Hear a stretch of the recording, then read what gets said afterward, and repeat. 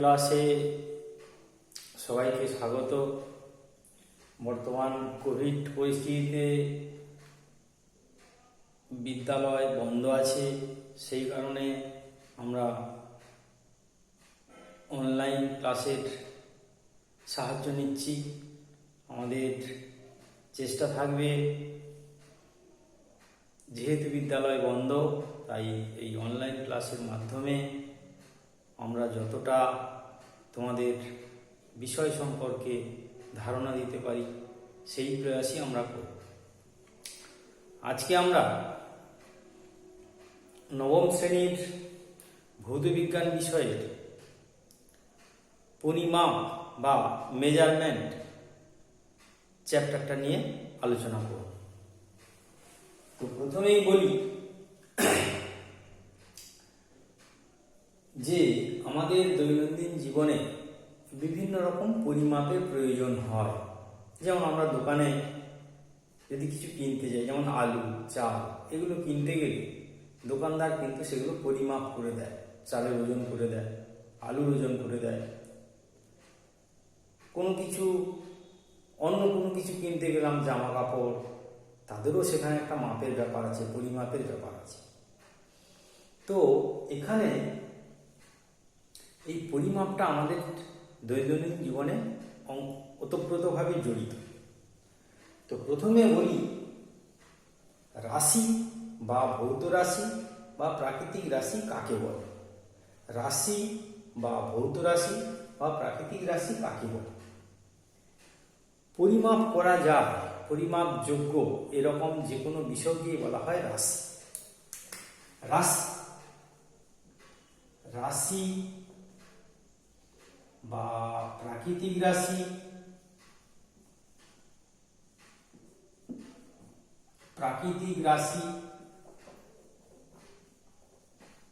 বা ভৌত রাশি, এই রাশি জিনিসটা কি? পরিমাপযোগ্য যে কোনো বিষয়। এই যে দোকানে আমি আলু কিনতে গেলাম, আলুর ওজনটা আছে, দোকানদার আমাকে আলু ওজন করে, তাহলে আলুর একটা ভর আছে, তাহলে ভরটাকে মাপা যায়। তাহলে যাকে মাপা যায় সেটাই হলো রাশি। আলুর ভরটাকে মাপা যাচ্ছে, তাহলে আলুর ভরটা রাশি। আমি দুধ কিনতে গেলাম,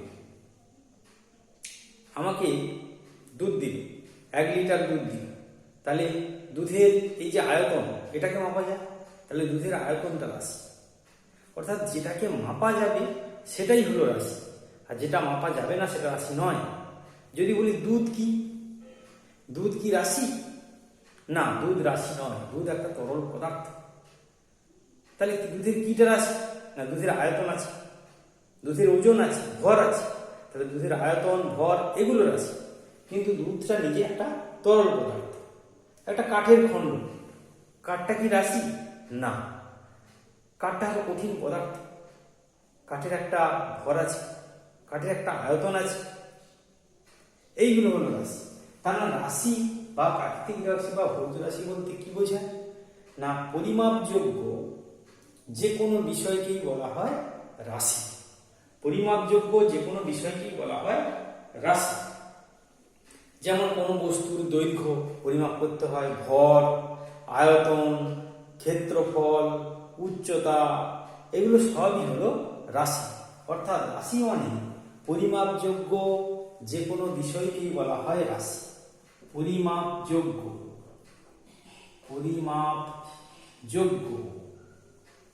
যে কোনো বিষয়কে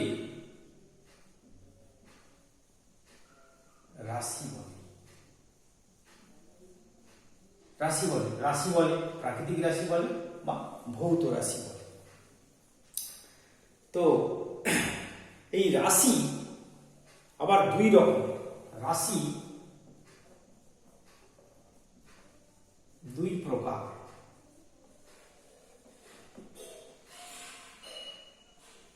স্কেলার রাশি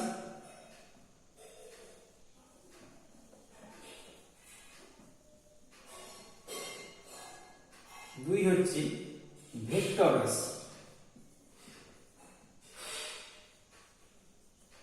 স্কেলার রাশি কাকে বলে? না, যে সমস্ত রাশির শুধু মান আছে, দিক বা অভিমুখ নেই, তাদের বলা হয় স্কেলার রাশি। যে সমস্ত রাশির শুধু মান আছে, দিক বা অভিমুখ নেই, তাদের বলা হয় স্কেলার রাশি। যেমন দৈর্ঘ্য, ভর, উচ্চতা, আয়তন, এগুলো হলো স্কেলার রাশি। সময়, দৈর্ঘ্য, ভর,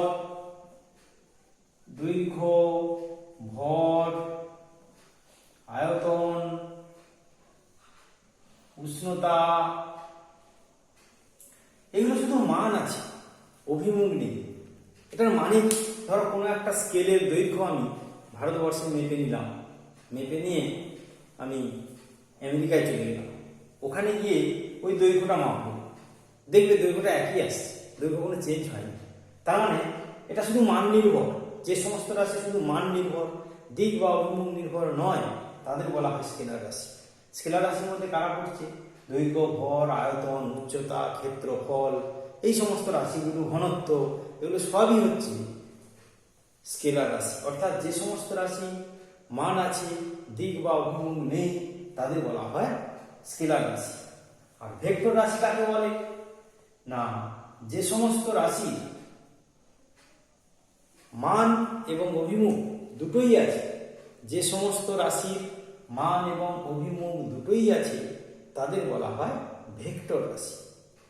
যেমন কোনো বস্তুর ওজন,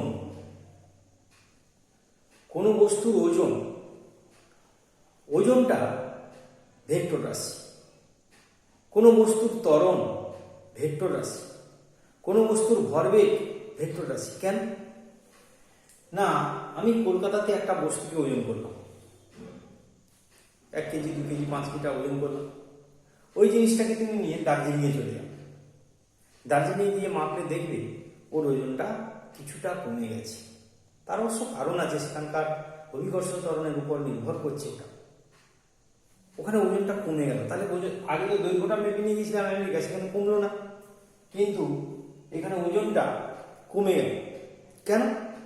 না, এই ওজনটা কিন্তু কোন অবস্থানে বস্তুটার ওজনটা মাপছি তার উপর নির্ভর করছে।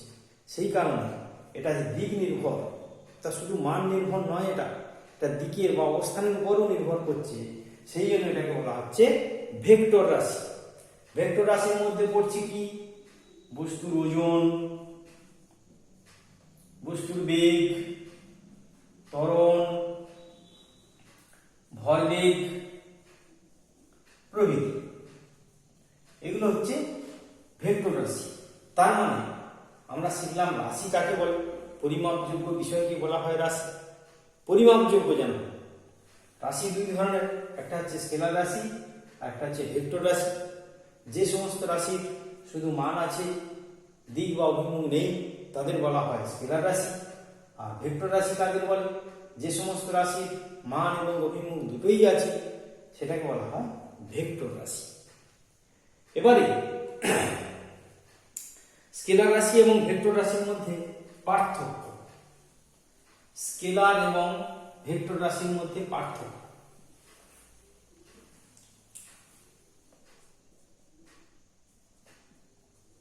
স্কেলার রাশি,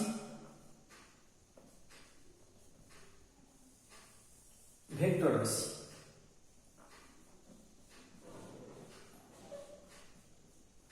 স্কেলার রাশি এবং ভেক্টর রাশির মধ্যে আমরা পার্থক্যটা নির্ণয় করব। তাহলে 1 নম্বরে আমরা লিখব যে সমস্ত রাশির মান আছে, অভিমুখ নেই। যে সমস্ত রাশির মান আছে, অভিমুখ নেই,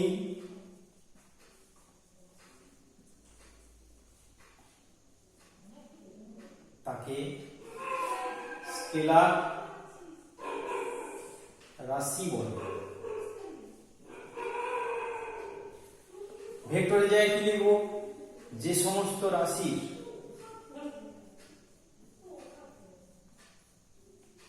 মান ও অভিমুখ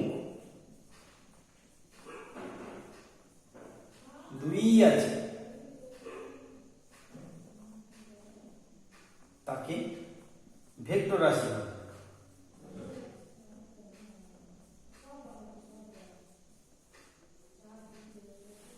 2 নম্বর, স্কেলার রাশির যোগফল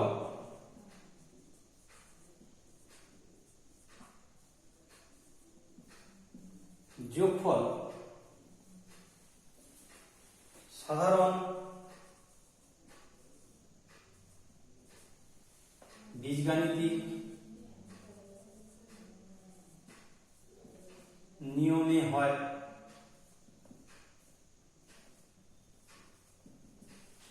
2 নম্বরে ভেক্টর রাশির বেলায় লিখব ভেক্টর রাশি যোগ বিয়োগ, ভেক্টর রাশি যোগ ফল নয়, যোগ বিয়োগ, যোগ বিয়োগ, যোগ বিয়োগ সাধারণ বীজগাণিতিক নিয়মে হয়।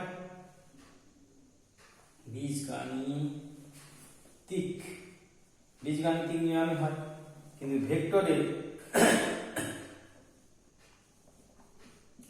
ভেক্টর রাশির যোগ বিয়োগ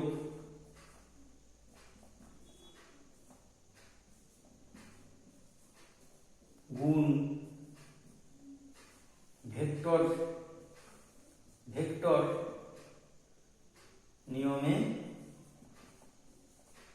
হয়। 3 নম্বরে কি লিখব না, ভেক্টর রাশি স্কেলার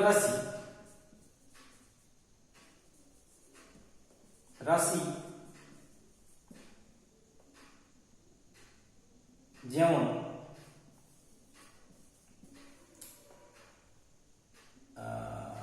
যেমন কোনো বস্তুর ভর সমান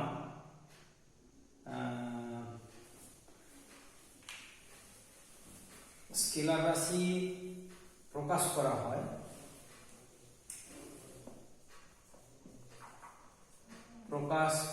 হয় এ একটি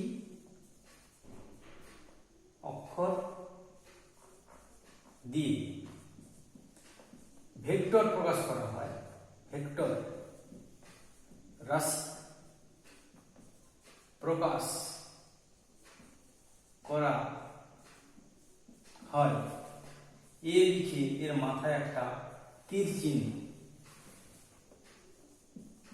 সাহায্যে। অর্থাৎ শুধু এ লিখলে এটাকে স্কেলার রাশি, সে এটা দৈর্ঘ্য হতে পারে, ক্ষেত্রফল হতে পারে, যে উচ্চতা হতে পারে, যা ইচ্ছে হতে পারে। ভেক্টর রাশি এ লিখে তার মাথায় একটা তীর চিহ্ন দিতে হবে, তবে কিন্তু সেটাকে ভেক্টর রাশি হয়ে যাবে। তার মানে স্কেলার রাশি ভেক্টর রাশির পার্থক্য কি? প্রথমে তাদের দুটো সংজ্ঞা দিতে হবে, অর্থাৎ যে সমস্ত রাশির মান আছে অভিমুখ নেই তাদের স্কেলার রাশি বলে, আর যে সমস্ত রাশির মান অভিমুখ 2 আছে তাকে ভেক্টর রাশি বলে। স্কেলার রাশি যোগ বিয়োগ সাধারণ বীজগাণিতিক নিয়মে হয়। ভেক্টর রাশির যোগ বিয়োগ গুণ ভেক্টর নিয়মে হয়। স্কেলার রাশি প্রকাশ করা হয় এ অক্ষর দিয়ে। ভেক্টর রাশি প্রকাশ করা হয়, যদি ভেক্টর হয় তাহলে এর উপরে একটা তীর চিহ্ন দিয়ে তাকে প্রকাশ করা হয়। এই হলো স্কেলার রাশি এবং ভেক্টর রাশির মধ্যে পার্থক্য।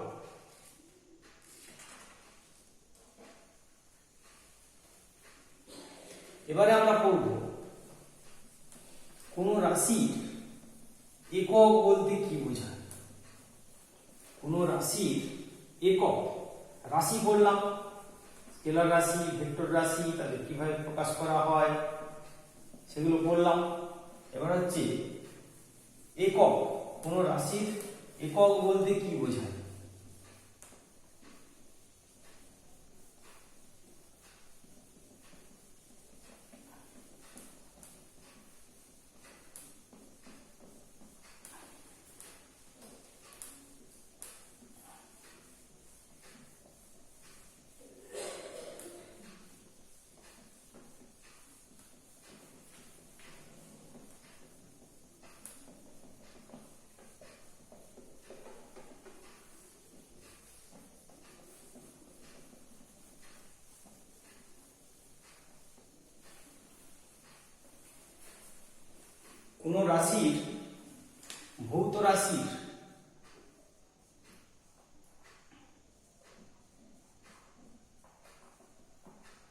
ভৌত রাশির একক। ভৌত রাশির একক বলতে কি বোঝায়? যদি বলা হয় ছেলেটি বেশ লম্বা, তাহলে ছেলেটার উচ্চতা সম্বন্ধে একটা ধারণা হলো ঠিকই, কিন্তু কতটা লম্বা সেই বিষয়ে কিন্তু আমাদের ধারণা হলো না। যদি বলি ছেলেটা 5.5 ফুট লম্বা, তাহলে ছেলেটার উচ্চতা সম্পর্কে একটা পরিষ্কার ধারণা হয়। তাই কোনো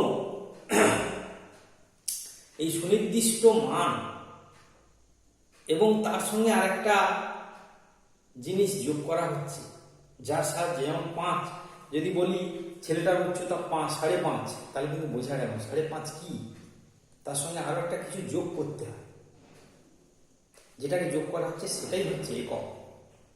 অর্থাৎ কোনো ভৌত রাশি পরিমাপ করতে গেলে,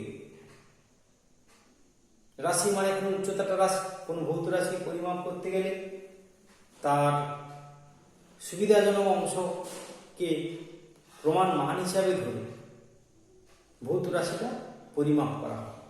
সেই সুবিধাজনক প্রমাণ মানকেই বলা হয় ভৌত রাশির একক। অর্থাৎ কোনো ভৌত রাশির সুবিধাজনক কোনো অংশকে প্রমাণ হিসাবে ধরে ভৌত রাশিটি পরিমাপ করা হয়। সেই সুবিধাজনক প্রমাণ মানটাকেই বলা হয় ভৌত রাশির একক। আর একটু ছোট উদাহরণ দিলে জিনিসটা আরো পরিষ্কার হবে। যেমন ধরো তুমি রাস্তায় একটা সাপ দেখলে, তোমাকে জিজ্ঞেস করা হলো সাপটা কত বড়, তুমি বললে সাপটা 5 হাত লম্বা। 5 হাত লম্বা, শুধু 5 বললে না, 5 হাত লম্বা। তার মানে 1 হাত কতটা তোমার একটা ধারণা আছে, সেই 1 হাতের 5 গুণ, তবে তুমি 5 হাত বলছো, তাহলে 5 হাত। এখানে পরিমাপটা হলো, মানটা হলো 5, এককটা হলো হাত। অর্থাৎ কোনো ভৌত রাশির পরিমাপ, কোনো ভৌত রাশির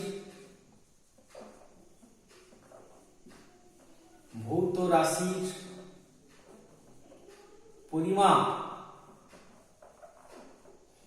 কোনো ভৌত রাশির পরিমাপ সমান তার সাংখ্যমান গুণিতক একক।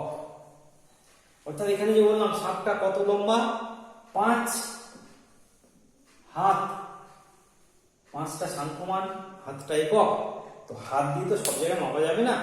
তো এবার আমরা বলবো তাহলে একক কি। একক হলো কোনো ভৌত রাশির সুবিধাজনক অংশকে প্রমাণ হিসাবে ধরে ভৌত রাশিটি পরিমাপ করা হয়। সেই সুবিধাজনক প্রমাণ মানটাকেই বলা হয় তার একক, এবং কোনো ভৌত রাশির পরিমাপ সমান হবে তার সাংখ্যমান গুণিতক একক। কোনো 1 প্যাকেট আলুর ওজন, মনে করো 10 বললে হবে না, আলুর ওজন 10 কেজি, তাহলে কেজিটা হলো একক, সাংখ্যমানটা হলো 10। কোনো বস্তুর উচ্চতা 10 ফুট, কোনো বাড়ির উচ্চতা 50 ফুট, তাহলে 50টা হলো তার সাংখ্যমান আর ফুটটা হলো তার একক। অর্থাৎ কোনো ভৌত রাশি পরিমাপ করতে গেলে সেই ভৌত রাশিটির একটি প্রমাণ বা সুবিধাজনক অংশকে প্রমাণ হিসাবে ধরে সেই রাশিটা পরিমাপ করা হয়। সেই প্রমাণ বা সুবিধাজনক অংশটাকেই বলা হচ্ছে, অর্থাৎ প্রমাণ বা সুবিধাজনক অংশটাকেই বলা হচ্ছে ভৌত রাশির একক। অর্থাৎ ভৌত রাশিটা সেই প্রমাণ মানের কত গুণ। এবার হচ্ছে কোন এককের প্রয়োজনীয়তা। এককের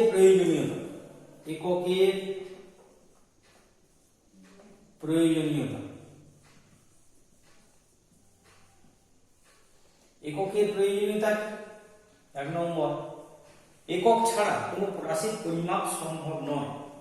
একক ছাড়া কোনো রাশির পরিমাপ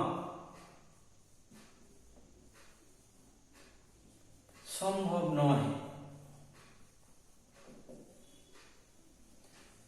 2 নম্বর, অর্থাৎ একক ছাড়া যদি বলি কোনো বস্তু সেটা 5 বলে তো কিছু হবে না, তাহলে 5 সাংখ্যমান আর একক দুটোই লাগবে। কোনো ভৌত রাশির পরিমাপ সম্ভব না। 2 নম্বর হচ্ছে একক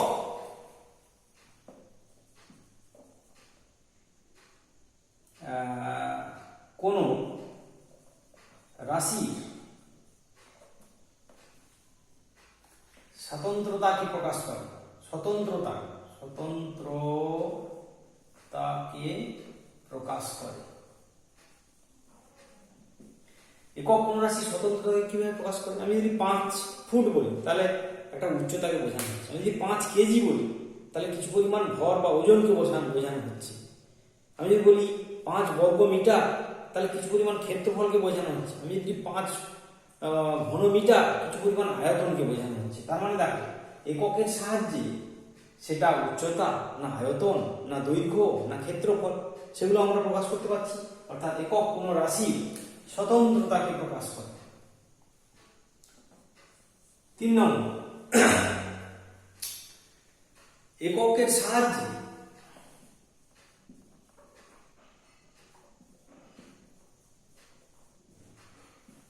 বিভিন্ন ভৌত রাশির মধ্যে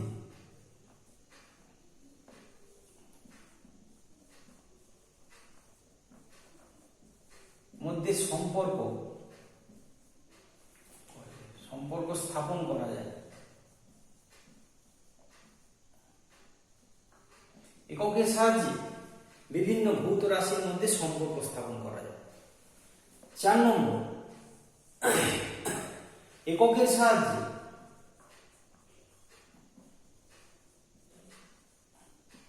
কোনো সমীকরণের সঠিকতা যাচাই করা যায়।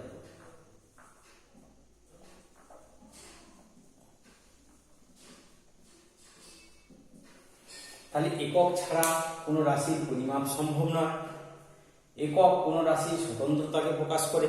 অর্থাৎ এককের সাহায্যে আমি বুঝতে পারবো সেটা উচ্চতা বলছে না আয়তন বলছে না ওজন বলছে কি বলছে সবই বুঝতে পারবো। এককের সাহায্যে বিভিন্ন ভৌত রাশির মধ্যে সম্পর্ক স্থাপন করা যায়।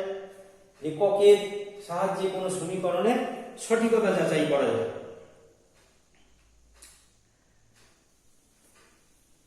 আচ্ছা, একটা সমীকরণ ঠিক আছে কিনা আমরা এই এককের সাহায্যে এই সমীকরণের সঠিকতা অর্থাৎ সমীকরণটা ঠিক আছে কিনা সেটা প্রকাশ করতে পারি। এককের সাহায্যে বিভিন্ন ভৌত রাশির মধ্যে সম্পর্ক স্থাপন করতে পারি। অর্থাৎ এককগুলো যদি জানা থাকে আমাদের, তাহলে আলাদা আলাদা যে ভৌত রাশি আছে তাদের মধ্যে সম্পর্ক স্থাপন করা যায়। তাহলে এককের প্রয়োজনীয়তা কি বললে এই পয়েন্টগুলো আমাদের বলতে হবে যে একক ছাড়া কোনো রাশির পরিমাপ সম্ভব নয়, একক ছাড়া কোনো রাশিকে প্রকাশই করা যাবে না, একক ছাড়া কোনো রাশির সম্বন্ধে কোনো ধারণাই করা যাবে না। একক কোনো রাশির স্বতন্ত্রতাকে প্রকাশ করে। এই বললাম 5 ফুট বললে কোনো একটা দৈর্ঘ্যকে বোঝায়, 5 কেজি বললে কিছু ওজনকে বোঝায়, 5 লিটার বললে কিছু পরিমাণ আয়তনকে বোঝায়। তো একক দেখেই আমরা রাশিটা কি সেটা আমরা ধারণা করতে পারি।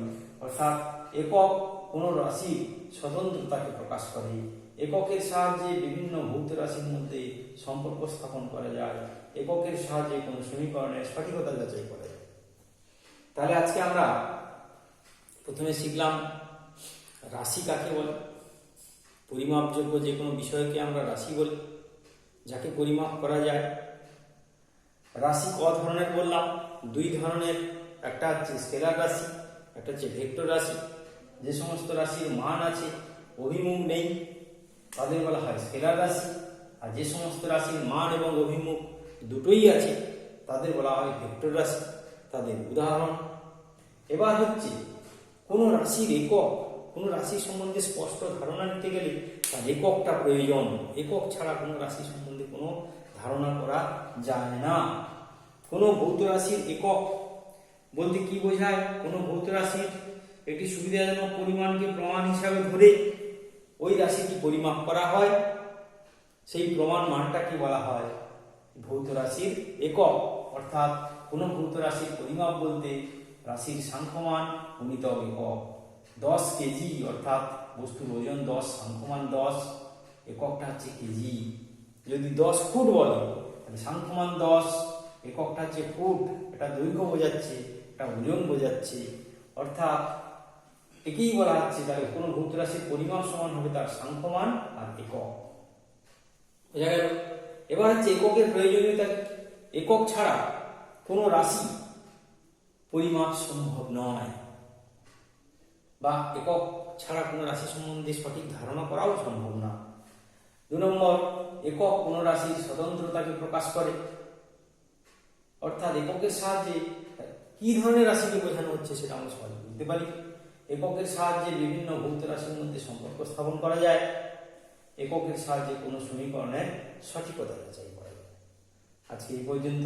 এরপরের দিনের পরের থেকে আমরা আলোচনা